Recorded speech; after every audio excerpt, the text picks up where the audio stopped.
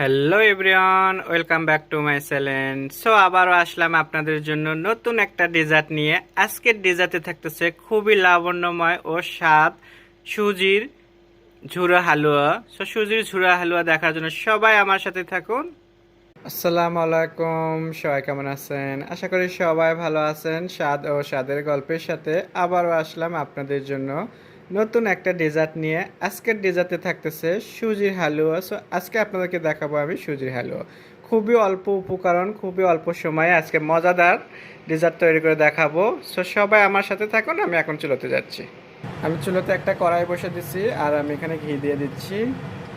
হয়ে গেছে, ঘির সাথে আমি এখানে গরম মশলা দিচ্ছি, তেজপাতা, দুইটা এলাচ, তিনটা চারটা এলাচ আর হলো দুইটা দারচিনি। সাথে দিয়ে দিচ্ছি আমি সুজি। এখন এটাকে আমি নাড়াচাড়া দিয়ে ভালো করে একটু ভেজে নেব। সুজিটা দেখতেই পাচ্ছেন আমার কিন্তু এখানে ভাজা হয়ে গেছে। আমি একদম পাকা 5 থেকে 6 মিনিট এটা ভেজে নিলাম।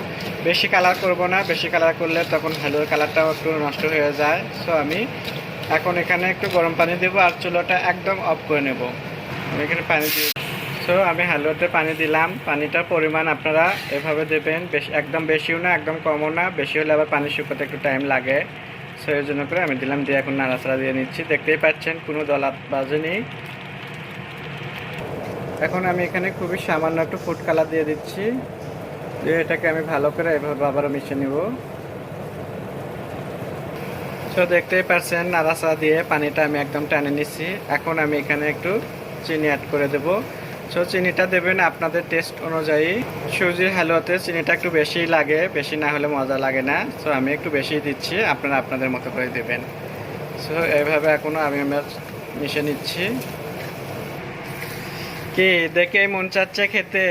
সো অবশ্যই খাবেন।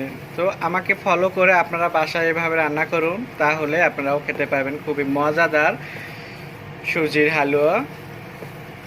দেখতেই পাচ্ছেন সুজিটা আমার শুকিয়ে আসছে, পানি টেনে নিয়েছে একদম। এখন আমি এখানে একটু বাদাম দেব, কিশমিশ। সো এখানে আমি কিশমিশ আর বাদাম নিচ্ছি, এটাকে আমি এভাবে দিয়ে দিচ্ছি। এখন আবার ভালো করে মিশিয়ে নেব।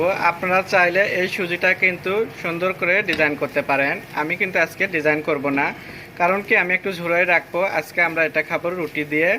হাতে বানানো রুটি বানাচ্ছি আমি, তারপরে হলো সবজি করেছি, সবজি রুটি, এটা দিয়ে আলু আলু দিয়ে খাওয়া হবে আজকে। এর জন্য করে আমি এটাকে আর কাটতেছি না, ঝুড়ো করেই রাখবো। এভাবে দেখতেই পাচ্ছেন ঝুড়োটাও দেখতে খুবই সুন্দর, আর এটা খেতেও কিন্তু অনেক লাবণ্যময় হবে, স্বাদ হবে এটা। আপনাদের যদি ভালো লাগে থাকে তাহলে প্লিজ আমার নতুন ফেসবুক পেজে আপনারা ফলো দিয়ে রাখবেন। আমার নতুন ফেসবুক পেজের নাম স্বাদ ও স্বাদের গল্প।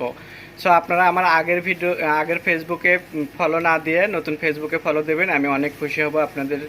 আর আমার নতুন নতুন ভিডিও দেখার জন্য সবাই আমার সাথেই থাকুন। আল্লাহ হাফেজ।